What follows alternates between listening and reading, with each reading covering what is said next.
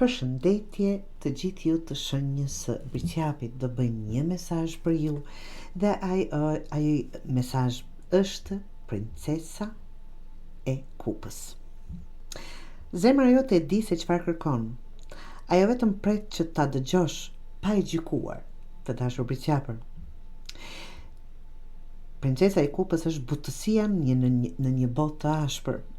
Është ajo pjesa e mbrëmshme që ende beson në mrekulli dhe pas zhgënjimeve. Në këtë letër ajo qëndron pranë detit, shikoni sa e bukur që është letra, simboli ndjenjeve dhe intuitës, duke mbajtur një kupë afër buzëve të saj, sikur dëgjon një sekret të shenjtë nga brenda saj.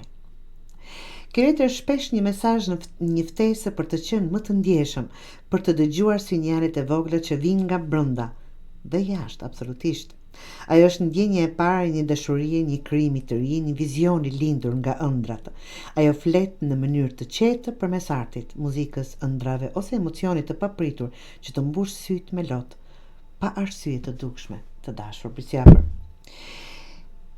Mesazhi është që mos e mbylli zemrën tuaj sepse dikur e ke ndier shumë.